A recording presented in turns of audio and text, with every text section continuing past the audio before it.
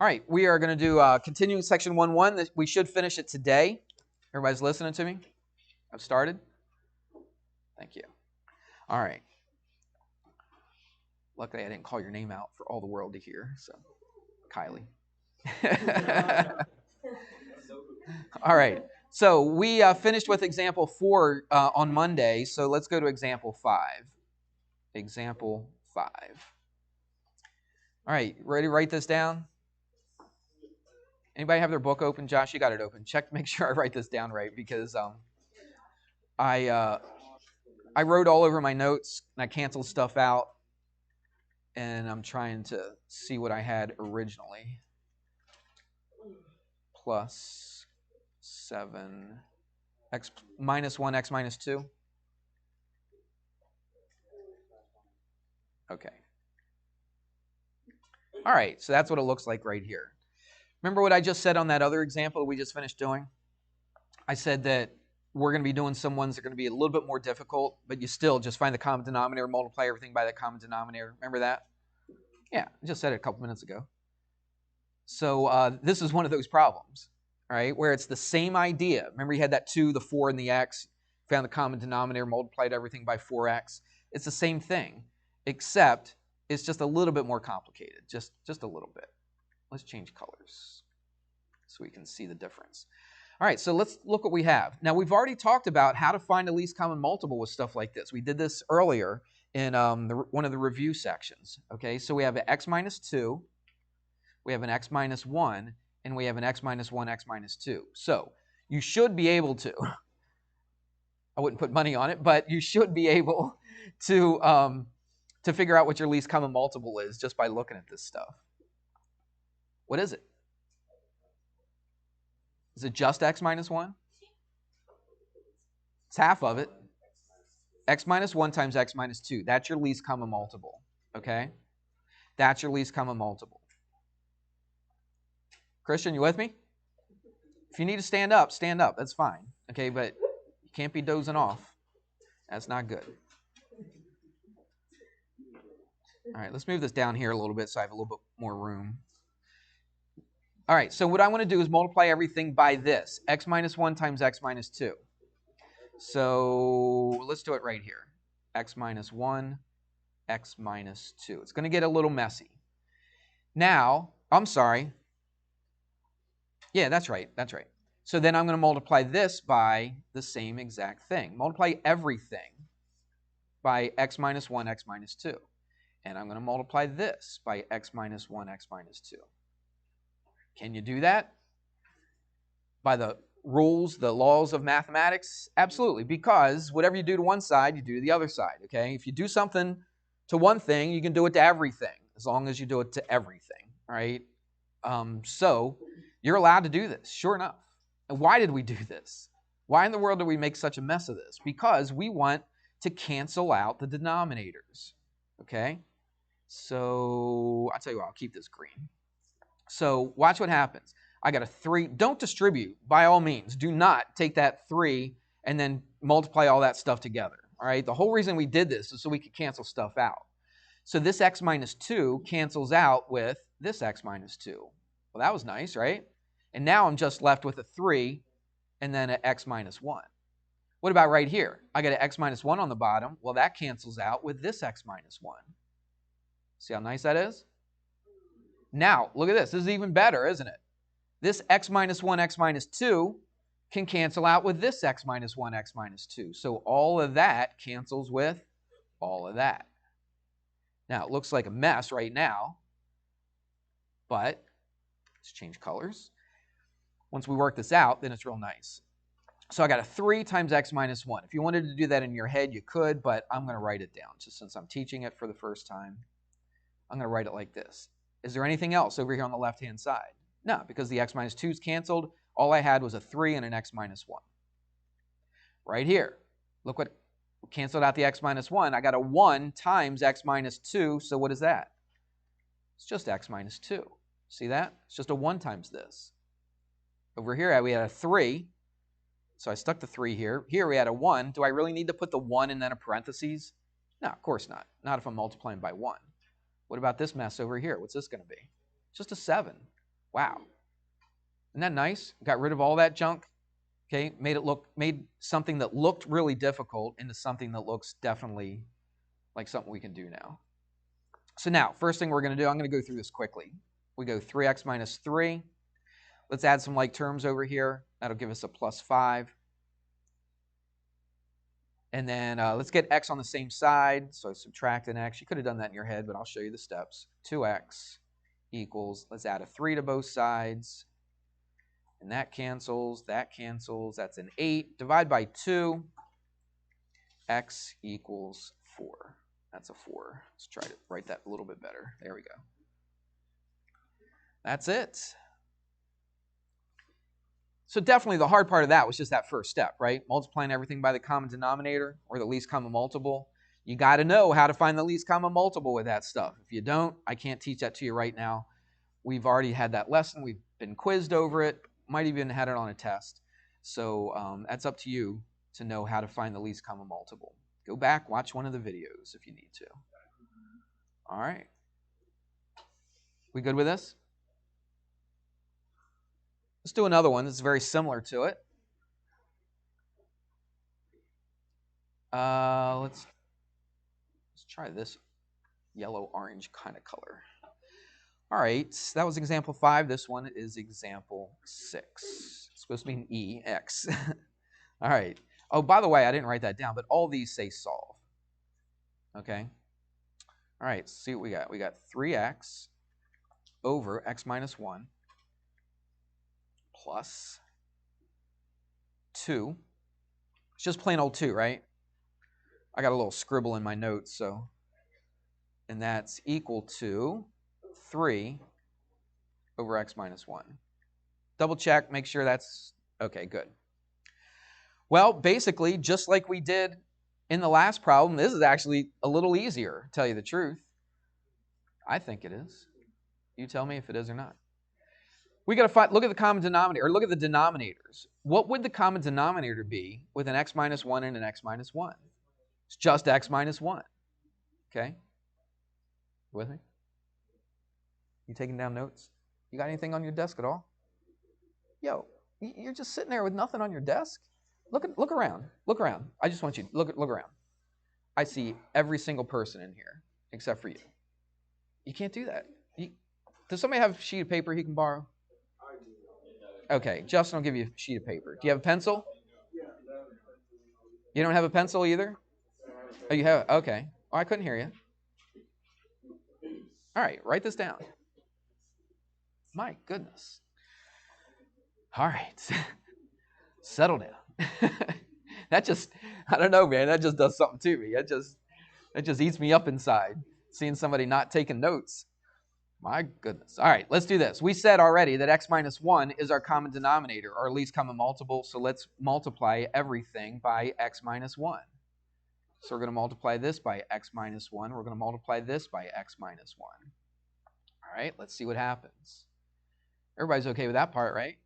And now the fun part, I like doing this. I love whopping stuff off, right? Cancel them. That's what I call it. Whop, right? Yep. Whop it off. So whop. All right, so there we go. But watch, we cancel this out, so what are we left with? We're left with a 3x plus, now look, this right here, you could do this in your head if you wanted to. You could very easily distribute this through, but I'm going to write it down like this, just so we can see it. Look what happened here. That canceled out, so we're just left with a 3. Now again, here we are in the same situation we've been in all day today. Now we got a nice, easy solve for x kind of problem. So let's do this. 3x plus 2x minus 2 equals 3. Let's add some like terms together. That's 5x. Let's do this. Let's add the 2 over here. What do we get? A 5. Divide by 5. X is 1. And that's not the answer, because what did I do? Why do I keep messing up? Oh, I know why. Okay. I'm not going to circle it. Okay. This is the right math. Okay. Now, but listen, this is why they did this on this example right here. You got to look at the denominators. We touched on this. Right. We touched on this very briefly earlier in the year in one of those review lessons. Okay. Look at the problem itself. It says 3x over x minus 1. Okay. And then the plus 2. Why am I writing so sloppy? Equals 3 over x minus 1. Now, watch this. That was your problem, right? If you said that x equals 1 is your answer, you could always check to see if it works, right? So 3 times 1 is 3, x minus 1. So what did we say x was? So what if I stuck a 1 in for this x right here? It's a 0. So 3 times 1 is 3 over what? 0. Can you have 3 over 0? What is 3 over 0? Is it equal to 0? Who's got a calculator? It's an error. Okay, you stick it in your calculator, you're going to get an error. You cannot divide by 0. So is x equal 1, even though we did the math completely right, is x minus 1 a solution to this problem right here? It's not. Okay, so that means there is no solution. Okay, that is your answer. All right, so don't be so quick, especially if you have an x in the denominator. And that was the difference on this compared to what we did before. Did we have an x in the denominator on this one? We did. But look, when I put that 4 in for the x here, 4 minus 2 is 2. Can we have a 2 in the denominator? Of course we can. Put in a 4 with this one, x minus 1, or 4 minus 1 is a 3. That's fine. Okay? Put in the x right here. So 4 minus 1 is 3, 4 minus 2 is 2, 3 times 2 is 6. Can you have a 6 in the denominator? Yes, you can. But on this problem, you cannot have x equals to 1 because that's going to make your denominator into a 0, and you cannot divide by 0. So that's why they put that after the other one. Remember I said it looked a little easier than the one we just did? That's the reason why they put it last, is because of that situation. Let's do one more problem.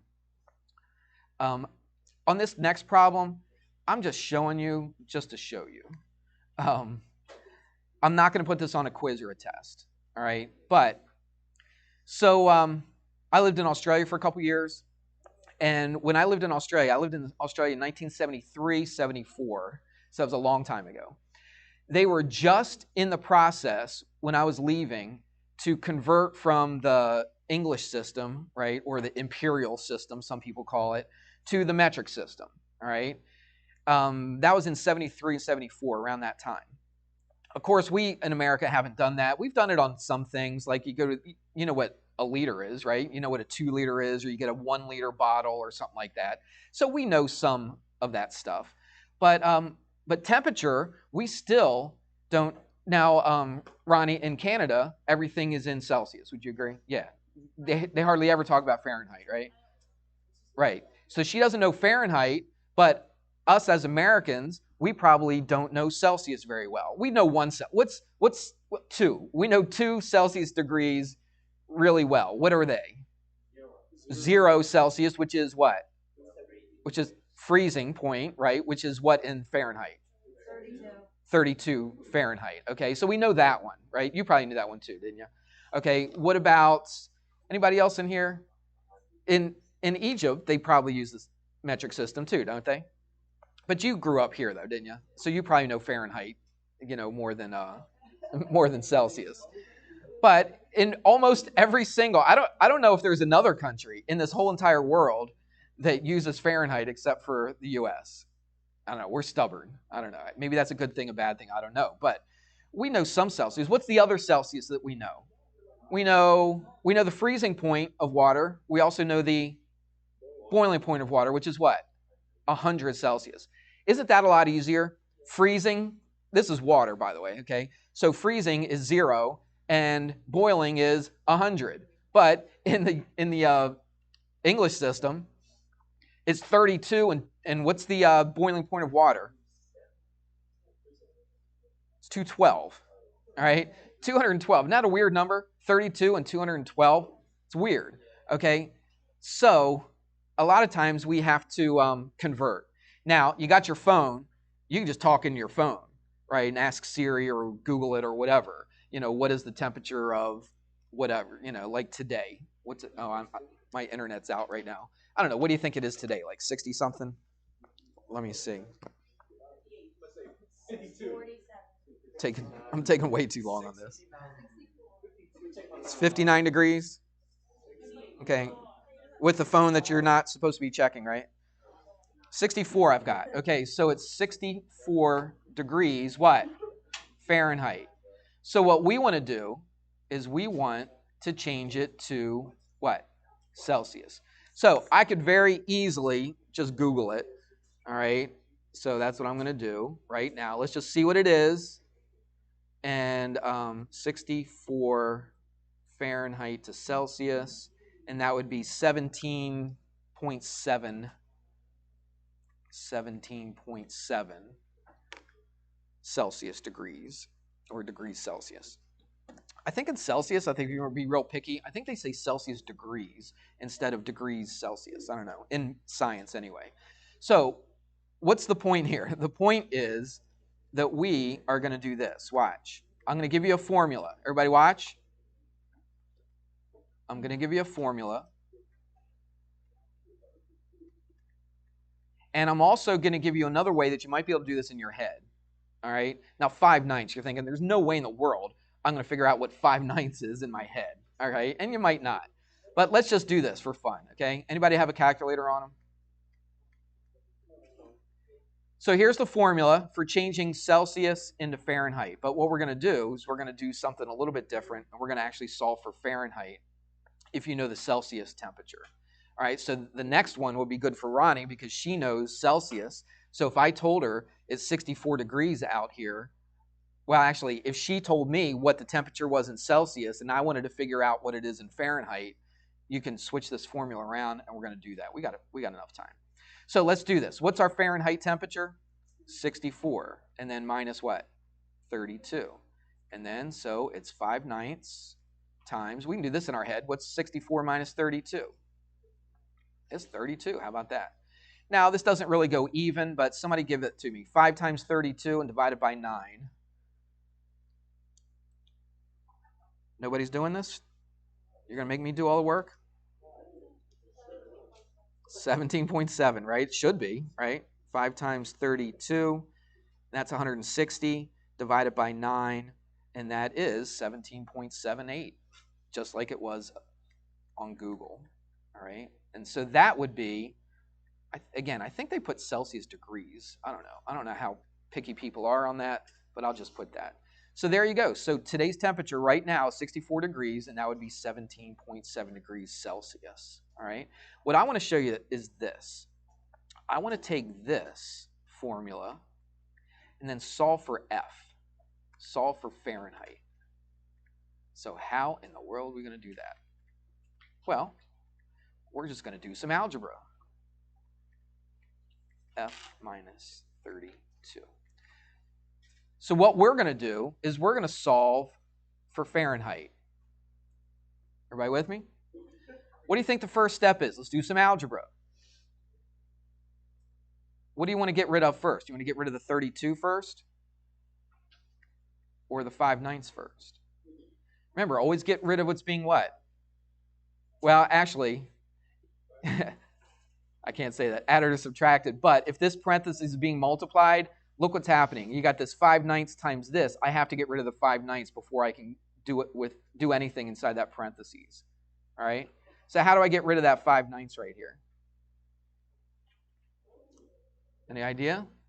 I don't think we've done that yet this year, but in your past years, you should have been able to do this. How do I get rid of the 9? I need something up here that the 9 will cancel out, because I need the 5/9 to cancel out, right?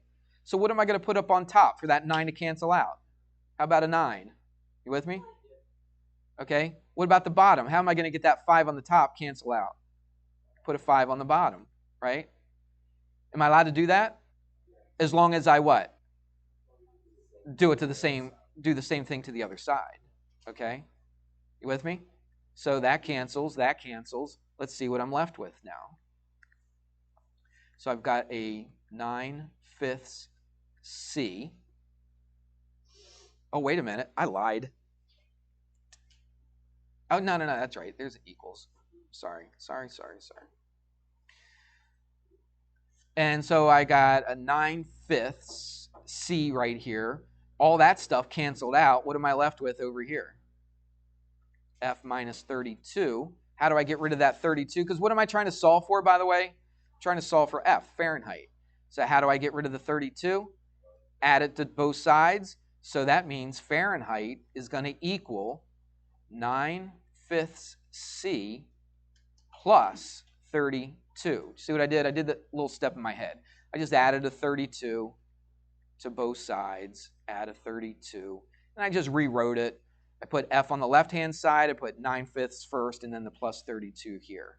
So if Ronnie was to give me a Celsius temperature, I should be able to figure out what it is in Fahrenheit. Remember I said earlier, I'll show you a little way to do this without a calculator and do it in your head. So give me, what's your favorite Celsius temperature? You're going to the beach. What's a good temperature to go to the beach and swim? 31? Okay, so 31. So look at 9/5. I'm going to show you how to approximate this without using a calculator. Everybody watching? Because this could come in handy. You never know. All right? You go to Canada, right? And you're like, you ask somebody, what's the temperature? And they say it's 31 degrees. You're like, 31? It feels warm out here. It feels really hot. It's not 31. And you're like, oh, that's in Celsius. I got to figure out what is in Fahrenheit. But you could not look dumb. Don't pull out your phone, right? You could do this in your head and figure out approximately, not exactly, but approximately. What's 9/5 really close to? It's close to 10/5. 1/2? No, the 9's on the top. It's not 1/2. It's close to 10, right? What's 10 over 5? So would you agree that 9/5 is really close to 2? Approximately, okay? So what are we going to do? We're going to take that 31 and do what to it? Multiply it by what? 2. We could do that, right? You can multiply almost anything by 2, can't you? And then you add a 32. So what's 31 times 2? 62. And then you just have to add 32 to 62 in your head. And what is that? That's 94. All right? So let me Google it again. Now, that's an approximation. Okay, that's an approximation. So let me do this. Put a 31 in there, and it's 87.8. So it's approximately, it's not that close, okay, but it is approximately 89, 94. If it gets that hot, it's already hot. You know it's hot, okay? Here's your homework. Oh, stop. You know you're going to get homework. Section 1-1, part 2, pages. Yeah, you're going to turn your homework in to me as you leave. Okay, so put your homework on my desk. There it is. It's not that many. It's only 11 problems. There it is.